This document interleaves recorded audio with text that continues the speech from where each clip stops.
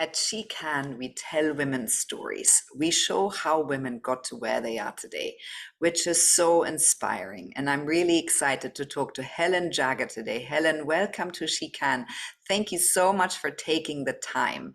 You're the co-founder and CEO of Thriveologie, which is a health and wellness company. You have a unique online destination for mind, body, physical health, and well-being. And you do well-being for real estate, workplace well-being. You white label wellness strategies. You're a speaker on wellness and a consultant. Tell us a bit more about Thriveologie and your career. So, well, you've done a great intro for me there. Thank you. Thank you for having me, by the way. So, my name is Helen Jaggar. I'm 50 years old. I live in the UK here with my husband and my children. And Thriveology came about after many years of a fluctuating career, in all honesty. I started life out thinking I wanted to be in performing arts. That didn't materialise. And ended up falling into IT recruitment and becoming a headhunter. And I was in that environment for a long time. But to be honest, it was never something that particularly made me feel particularly purposeful. It wasn't something that I was truly excited by, but I still did it for a long time. I think you end up being in a career, you end up sort of almost following the money, following where you're established, and it becomes sort of habitual to a certain degree. And before you know it, it's like 15 years later and you're still there and you can't quite work out how you haven't moved away from it. But one thing that constantly was in my life, was consistently in my life throughout, and actually I did have some minor interludes here and there in between having children and so on, was health and wellness. And it was just something. I always went to the gym. I'd always been into sport as a child. I liked eating healthily. And so it sort of evolved from that, really. And after many years of being a headhunter, I finally got to a point of trying to understand, okay, what is it that I want to do? And after sort of trying to do things to fit in around my children and not quite hitting the mark, in all honesty, I decided to retrain in health and fitness and became a personal trainer. I became a nutritionist. And so, and there it all began. And that was about 9 years ago now. And so I essentially started life in a very typical sort of personal training environment, the gym environment, but moved on quite quickly to create my own online transformation program, worked quite heavily with women over 40 and explicitly with them. And it sort of led me into the realms of working in the corporate sector and doing talks within the corporate sector on health and fitness and wellness. And I think the thing that led me to understand when I was doing the coaching of these women, it really made me understand that actually we're quite complicated creatures. And in fact, it's not just about you. Someone might have come to me and say, I want to lose a certain amount of weight. But in actual fact, it came down to so many other facets of their life that needed adjusting or amending or looking at and so on. And so we tended to be in quite a sort of therapy type role, which was never my intention. And I was certainly not a therapist by any stretch of the imagination. But it did make me realise that we have to look at life as a whole. And that's where the whole life being mantra came from. So when COVID hit, I had the opportunity to work with a global property management company to provide health and wellbeing for their internal team. And it led, sort of one thing led to another, and it actually gained traction internally. And I was asked to do it for their portfolio of prestige properties. And I think the thing was, at the time, it was very exciting and flattering to be asked to do this. But one of the things that I was very conscious of was I didn't want it to be all about me, because I'm not an expert in all fields of well-being. And there are so many incredible people out there that are. And so I ended up actually creating a team with my co-founder at the time. And we have now a team of over 40 experts that we work with, and they're all accredited professionals. They're all experts within their field, but they cover all realms of well-being. And so they curate and create content for us for our digital platform.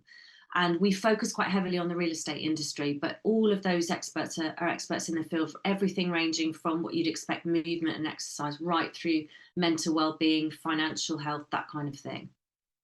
Helen, and what a great journey. And as I think that we are severely underfunded still in the women's wellness or health area, and really so much of our success hinges on that. Women in sports, women in business, we really have to invest more into the health of women generally, in all the different life phases of a woman. So I love hearing what you do. And what would you say is your main motivator now that you have really established yourself with Thriveologie?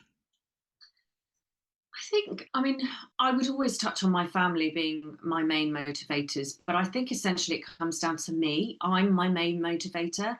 I still have, as an individual, a lot to prove to myself. I think there was a long time that I went through that I felt like I needed to prove things to others. But actually, for me now, my main motivation is myself, is doing better than I did before. And I have to look back and reflect at my working life and think about what I have actually achieved. You know, even as a headhunter, as much as it wasn't necessarily the thing that I desperately wanted to do for a living, I got to actually work with some incredible people, all levels, you know, from C-suite right down to the, you know, across the whole mixed bag of different individuals. And I got to travel Europe. I got to interview some amazing people. I got to interview some horrible people.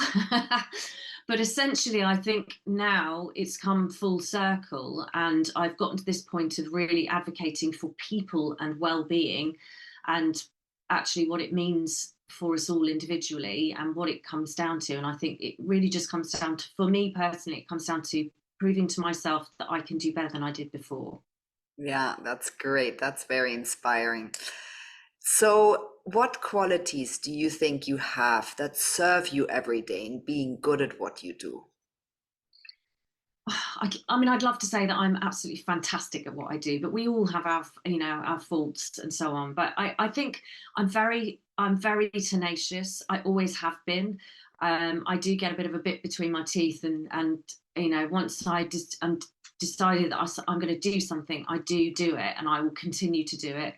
And sometimes you have to learn when to stop.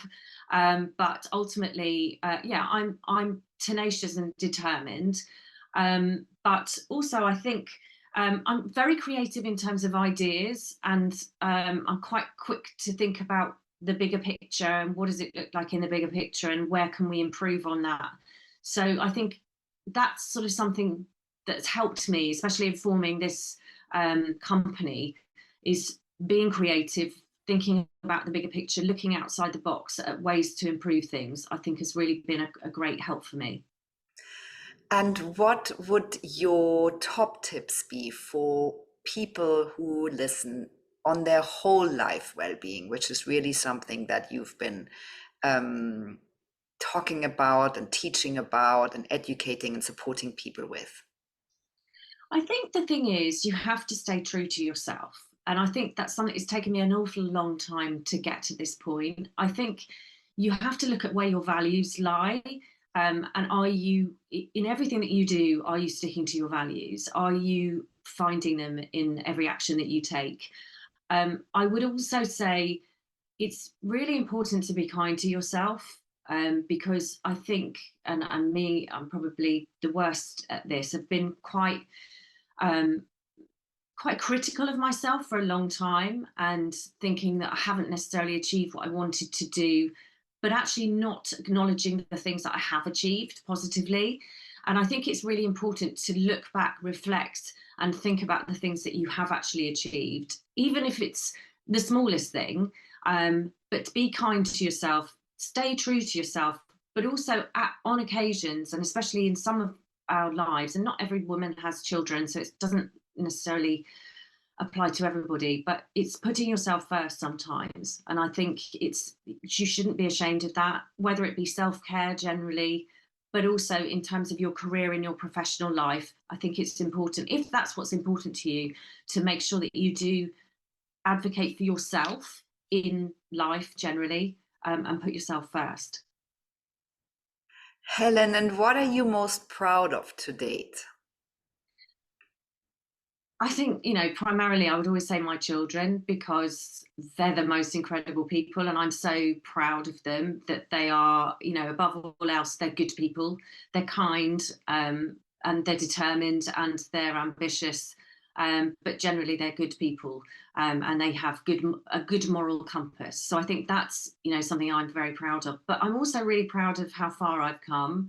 I've set up a business from scratch. I had a co-founder. My co-founder left a year ago because the difficulties in running a business and the sacrifices you have to make really can take their toll. And I've still managed to continue growing the company. I've still managed to build a business and to retain that business. And we're nearly 4 years in now. So I'm really proud of that. I don't know what the future lies for it, but I'm really proud of how far I've come in this scenario through something I've created entirely myself. Yeah, yeah, I hear that. Helen, so I'm wondering what wellness practices or what overall wellness things do you do as a family? That's a good. I wouldn't necessarily say that we do stuff as a family together, but what I would say is that some of the things that I do have rubbed off. My children do understand how important it is to look after yourself in terms of exercise, in terms of understanding that exercise can be a massive help in terms of physical and mental health. It's not just one or the other.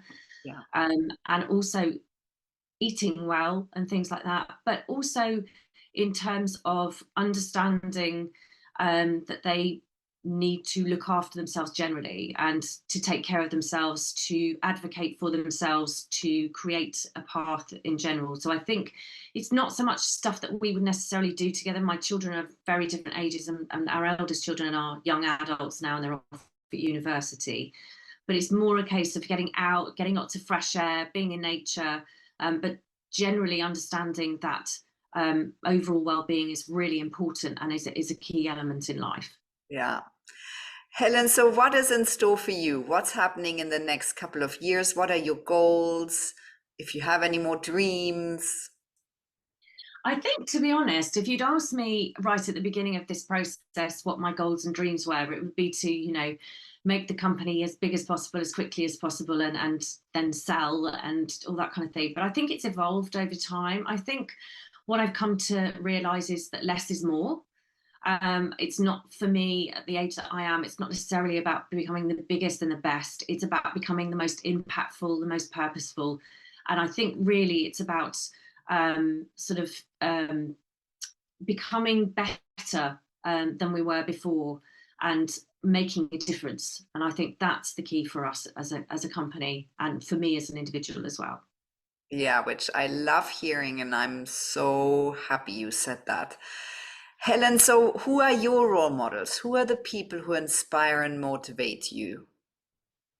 I think, to be honest, I mean, something that we were talking about earlier, I never cease to be amazed by the people around me and by ordinary people in life. I mean, there are obviously great advocates for people are doing incredibly well generally, and big celebrities that are doing incredibly well. But if I look around me, I'm actually more inspired by the women that I am now surrounding myself with, and people that I don't even know, who are creating and innovating and generally, kicking ass. If I'm honest, they're like it just astonishes me how clever and intelligent people are. A lot of women are, and I think that's what inspires me the most, and to keep going.